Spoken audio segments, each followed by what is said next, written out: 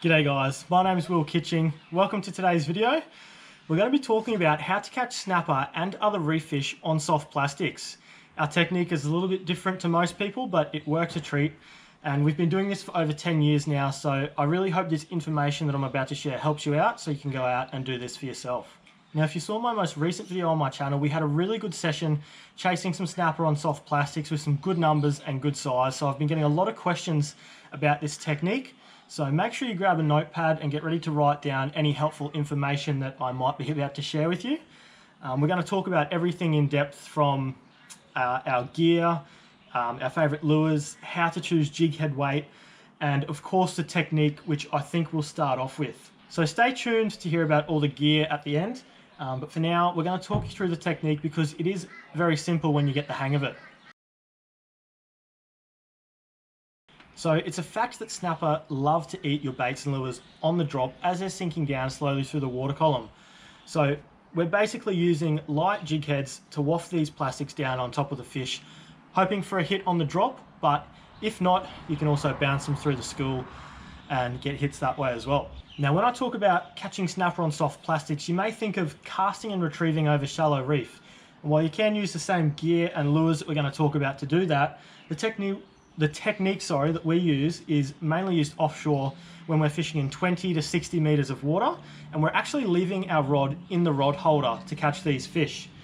You can fish it by hand as well, but we like to use bait or lures in our hand with another rod. So it's really handy to put this in the rod holder while we're fishing with another rod in our hand, and it doubles your chances. And most of the time this one catches the most and we get outfished by the rod holder. So first things first, something that not many people consider, since we're using such light lures, we're actually looking for days that are really calm in terms of low wind. So ideally you want a day with 0 to 5 knots, but I know they are quite hard to come by. Sometimes you have to put up with wind up to 10 knots, but this technique definitely does get tougher if the wind gets harder than that, and especially if you're in deeper water. Now, a really vital piece of kit that a lot of younger anglers don't really use these days is a sea anchor or drogue, which we nickname the parachute. So we tie that off to the back corner of our boat if it gets a bit breezy and we're drifting too fast, because it really slows your drift down, and some days we would not catch fish if we weren't using that. Seriously, nowadays we use it more days than not. And if we didn't have that, there's no way we would be catching fish. So that slows your drift down and allows you to use light weights to still sink your baits or lures down nice and slowly. Another thing that we do, as you can see, we've got the canopy on the boat here, which we like to put up for shade. However, when we're offshore fishing and that breeze does pick up a bit, a lot of the time we fold it down because it can act like a sail and make us drift faster as well. It catches the wind. So we put the parachute, we tie that off the back corner, and we fold this down so it doesn't catch wind, and that slows our drift down a lot, which really helps when we're using these lightly weighted soft plastics, or if you're using lightly weighted baits as well, it's the same thing. So first thing we'll do is we'll pull up at our spot. Now this could be an isolated bommy with a bit of reef around it, but more often than not we're fishing at larger, flatter sections of reef with the odd bommy scattered around, where we pull up and we sound around for bait or fish on the sounder. In particular, we're looking for tight, thick, board up bait a few meters up off the bottom, which usually means that there's snapper feeding on them. If you can't see any bait, sometimes it pays to just do a longer drift through a group of marks that you might have got over a few trips or over a patch of reef that you've fished at before and caught fish, because there's times where we don't see anything on the sounder and we just decide to do a longer drift over the area and we end up catching some as we're slowly floating our lures down anyway. Now, once you've found the school of fish or the area that you want to drift over, you just want to go up drift of that to give your lures time to get down by the time you drift onto them. I just thought I'd do this quick diagram up to help you guys wrap your head around it. So as you can see here in the middle, we've got the school of snapper that we want to drift over. We've got the red line showing which way we're drifting, and the black line is us resetting a drift. So we'll drive around or over that school of fish up to the top of the drift again and start ahead of them to give our baits and lures time to get down. This can be anywhere from 30 to 40, maybe even 50 meters ahead of them at times. Now we deploy our parachute if we have to, and then we grab our soft plastic and we actually cast it out to the side of the boat and slightly up ahead of our drift. So what that does is by the time the boat catches up to where you've cast, it gives that lure time to get down in the zone. So you want your line angle to be Anywhere between vertical straight down or on a 45-degree angle out the back of the boat is fine. So this is just another quick diagram to help explain the technique. So as you can see, that big arrow shows which way we are drifting. You might have the drogue or sea anchor out the back slowing you down, and that red arrow and cross is where you want to cast. So as you can see, it's slightly ahead of your drift, a bit out to the side, and your boat's going to catch up to that as it's sinking down. And by the time the boat catches up to it, it should be getting close to the zone.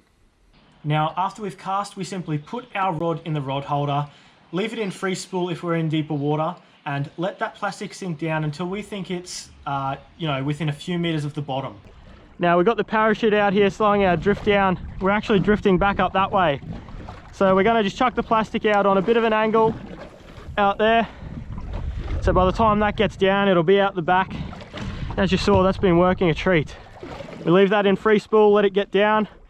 We're in about 40 to 45 meters here, so just let it sink down and then click it over and let it dangle around. You don't want it to get right to the bottom as you're going to get snagged. And as I said, these snapper are feeding up off the bottom. They're going to rise anywhere from 10 to 15 meters up off the bottom to eat your offering. Now this varies depending in what depth you're in. So for example, if you're only fishing in 25 meters of water, you might just do a 20 meter cast and click your reel over straight away because you don't need to let any line out. That's going to be within 5 meters of the bottom by the time it sinks down. However, a lot of the time we're fishing in, say, 40 to 50 meters of water. So we'll do a 20 meter cast and then leave our reel in free spool to let that plastic sink down while we're drifting. Now, you need to keep an eye on this because the ideal situation is for a snapper to eat that on the drop as it's sinking down, and that's what's going to happen most of the time. So you need to keep an eye on your spool for that line flying off at a rate of knots. In that case, you need to click your reel into gear and set the hook. Oh my God. Oh, hold it. Put the rod holder and you come get it. Oh, I just thought I'd let a bit more line out on the plastic, guys, to make sure it's down in the zone, and it just started flapping off. Because it's so quiet out here today without the breeze, you could just hear it going off the reel. What do we got? Oh, nice snapper. Not a monster, but a solid little chunky one. Now if it doesn't get hit on the drop, you're going to click your reel into gear when you think that plastic's a few meters up off the bottom and simply leave it in the rod holder. You can fish with the rod in your hand, and while that's in the rod holder, it's just going to dangle around with the swell, and the action of that plastic just wafting and bouncing around can also entice snapper. We get a lot of hits that way as well.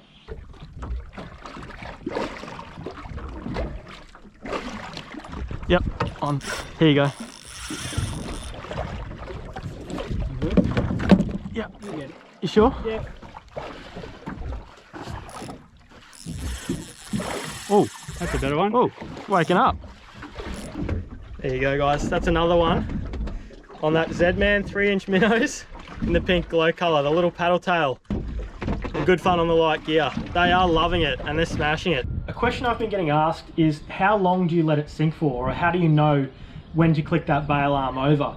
And look, it comes down to a bit of trial and error. We've got the hang of it over time, so we're at the stage where we can let it down, and then when we think it's about right, we click that bail arm over and you sort of get a feel for it. But something you can do if you're just starting out is to drop this lure just beside the boat and count how long it takes to sink a meter or two, and then apply that to how deep you're fishing. So you can count it down to about 10 meters off the bottom. So yeah, that's one way to do it. Another thing is, as I mentioned, you can look at how deep you're fishing, and say you're fishing in 30 meters of water, you can do a cast that's about 20 meters, and then you know that you might only have to let about 5 meters of line out for it to be down in the zone. And the other thing is, if you're drifting along and your line angle comes up and you think it's risen off the bottom a bit, you can open that bail arm and let it sink back down again. So if you think you're drifting over a shoal of fish and you want it to be down in the zone, you can click that bail arm open again and let it sink down. So basically, to sum the technique up, we're casting slightly ahead of our drift, putting the rod in the rod holder and letting that sink down. If it doesn't get hit on the drop, we're clicking the reel into gear and letting it bounce around. And you want the line to be between vertical and about 45 to 50 degrees out the back of your boat. So that is basically it. So we'll talk about the tackle that you need in a second, but first I want to talk about lures and selecting your jig head weight and hook size. Personally, we love to use Z-Man. At the time of filming this video, we are not affiliated with them at all, but they just purely work. And the main reason we love these is because they're so much tougher than other brands on the market.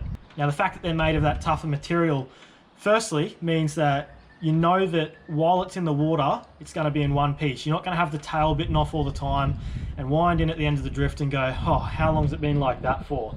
You know that while it's in the water, you're in the game and you're a chance of catching a fish. The other good thing about this tougher material is you get so many fish out of one lure, it's crazy. You know, a lot of the time we'll use the one lure for several trips before it finally perishes or gets chewed up. So it saves you money as well, which is always good in fishing. So yeah, we really love them. There we go, another one on the plastic. It spat it just in the net. As you can see, it's twisted it all up. The good thing about the Z-Mans is they're that tough. That'll last plenty more fish. I'll just twist that back around. But man, they are loving it today. Absolutely loving it. That's a few good snapper and a pearly on it now. So,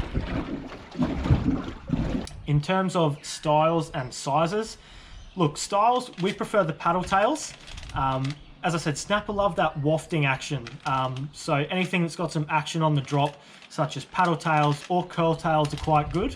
We tend to steer clear of jerk baits for this particular technique. However, they are also great for snapper, especially if you are working them physically with rod in hand. But the paddle tails have always done right by us.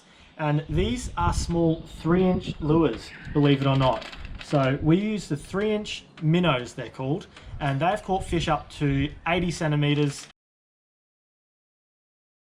Hooked bigger fish, we've caught cobia on them. Other reef species, big pearl perch, all that sort of stuff. So the small 3-inch minnows, and we put them on a 3/0 hook, which we'll get to soon.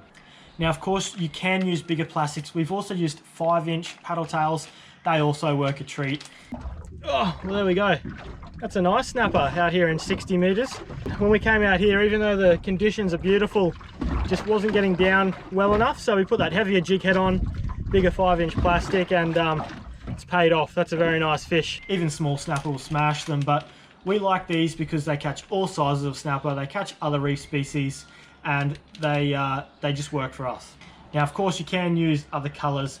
This comes down to preference as well, such as white, or there's an opening night color, which is a nice natural silvery speckly color. However, years and years ago, we decided to use a pink Z-Man one trip all of a sudden, and it was the most fish we had ever caught on soft plastics, and it was just such a difference from the colors that we'd been using before that. Now, they had worked, but this pink glow, there is something about it that snapper absolutely love. And you know, in my videos, we use this religiously, and it has success time after time. Basically, every trip, it barely misses. I don't know what it is, but I wouldn't be telling you this just to have you on. It seriously is fantastic. That plastic, they love it. Ever since we started using it, the snapper and reefies love it, but oh man, if you want to catch a snapper, that is a plastic to use. I don't know what it is, but it is our favorite color, and it's our first one that we tie on every trip. Now, one of the main questions I get asked is jig head weight and how to select it. Look, it's a tough one, and it does come down to a bit of trial and error. We start with a 3/8 of an ounce because that just seems to be a really good weight for these small plastics. The snapper seem to love it, and it gets the most hits out of anything, I think. So we're usually fishing in water from, as I said, about 20 meters to 60 meters. Last session we were using a 3/8 in up to 45 meters and still catching them, even in a little bit of breeze. However, when you go out deeper, that is when you probably need to up it to a 1/2 ounce. Or if it is too windy and close, we sometimes put a 1/2 ounce on, but we always try to start with the 3/8 of an ounce. I also should mention the jig heads we use are TT Headlocks jig heads. Now, the keeper on these is made specifically for Z-Mans and holding that tough material on properly. So if you use other brands of jig heads, we've found that the plastic slips off all the time, which is a pain in the butt. But with these, it locks it in place, which is really good. And You want to get the ones that say H on the packet, not L. Now H stands for heavy gauge hook. If you get the light gauge, they're just going to get crushed by snapper. So you really need to get the heavy gauge hooks. That is important. But yeah, TT headlocks, jig heads. Sorry, so as I was saying, we try to use 3/8. If it gets a bit breezy and our line angle is getting too high, we might have to tie on a 1/2 ounce. If you go out wider, it's not ideal to use heavier jig heads for this technique, but it still works. You may even have to go up as high as a 3/4 ounce, but put on a bigger plastic if you do that, like a 5-inch. Now with hook size, we found that with a 3-inch plastic, we use a 3/0 hook, a 4-inch plastic, a 4/0 hook, a 5-inch plastic, a 5/0, you get the gist.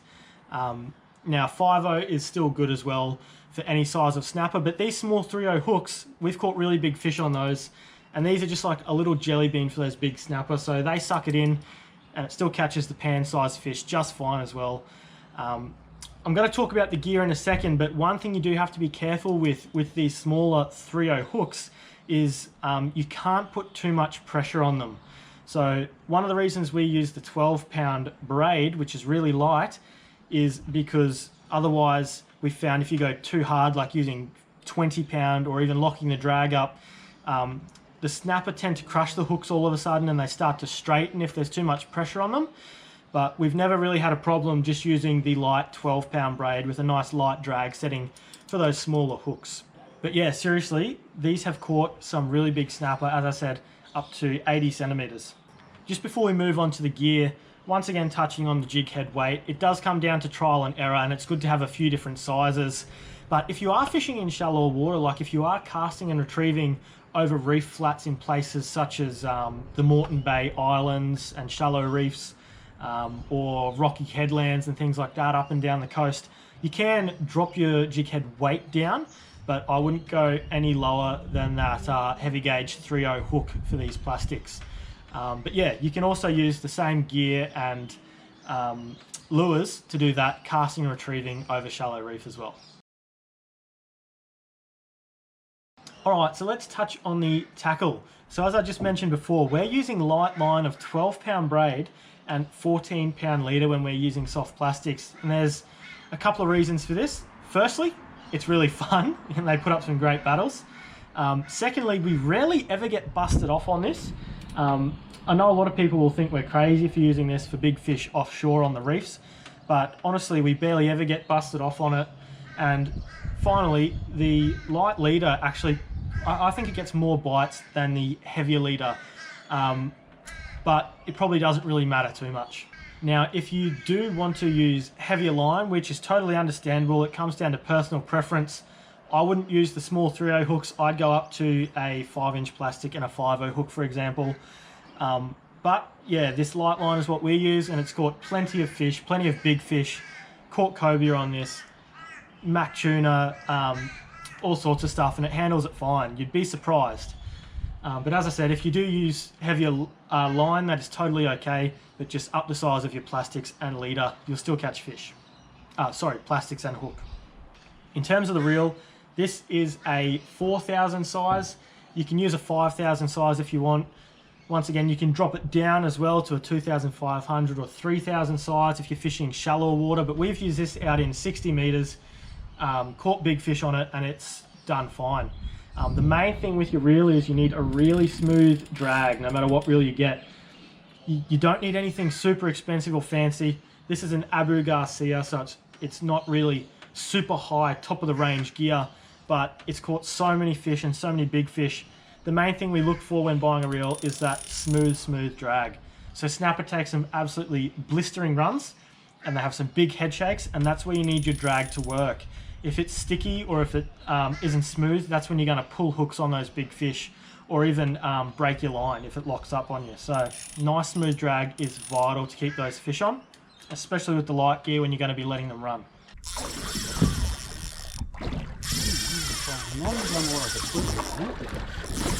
I don't know what this is. Got head shakes.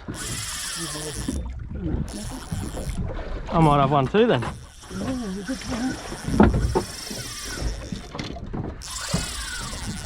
This one's going. Yeah, just sort the net out. Yes. Easy now. Easy. Yeah.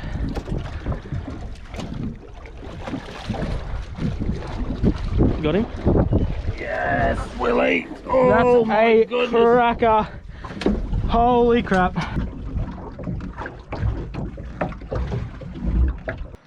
Now in terms of the rod, this is the one we use. I'll show you a different one in a second that you're more likely to use. It doesn't look very conventional for lure fishing, but we got this when we were kids. We actually won it in a fishing competition, and over 10 years ago it was the first rod that we used for chasing snapper on soft plastics, and it just did the job. For whatever reason, it just has the right amount of flexion and strength and stiffness. So if it ain't broke, don't fix it, is what we figure. And it's still catching fish to this day, even if it does look a bit funky and a little bit stiff through the midsection. Look, the main thing with the rod, you need it to suit your line class. For example, if you're using 20-pound line, you need that to be able to handle 20 pounds. So a 6 to 10 kilo rod would be good. You don't want to use a rod that's lighter than the breaking strain of your line, because that's where you can snap rods. Now this is probably a better example of a rod, a nice light graphite rod made for lure fishing. It's got a nice sensitive tip to work those lures, but it's got a nice strong mid to butt section. Firstly, to put the hurt on those fish a little bit and tire them out, but also to help set the hook with these jig heads, because as I said, your rod's going to be in the rod holder a lot. A lot of the time they're just going to hook themselves and absolutely buckle that rod over. But sometimes if it's a more subtle take, you do have to pick the rod up and give it a quick hit to set that hook. The other thing is with these rods, they're a faster action, so compared to a bait rod, it whips back into place quickly if you do give it a flick. So that's another thing that you should look for. Finally, you just need something with a bit of a longer butt so you can safely leave it in the rod holder. A rod in the 6 to 7 foot range is fine. The one we use is 6 foot, and our backup rod here, which we're going to start using, is 7 feet. So anything around that is fine. The leader we use is 14-pound Berkeley Vanish fluorocarbon. Once again, that's just what we started out using, and it just seems to work really well, so we stick with it. Alright guys, if you've watched this far, I hope you found this video helpful. If you do have any other questions, please feel free to comment below and I'll answer them all. I'm more than happy to help you guys out. And yeah, if you did learn something, make sure you subscribe and give the video a like rating. It helps me out more than you can imagine. I really do appreciate any support. I'll also link a few videos in the description where you can go and watch this technique in action, including my latest video from a couple of weeks ago. So hope you enjoy those as well, and hope you can get out there and get a few snapper on soft plastics and have some fun or catch a feed. Stay tuned for more videos in the future, but until next time guys, tight lines and happy fishing.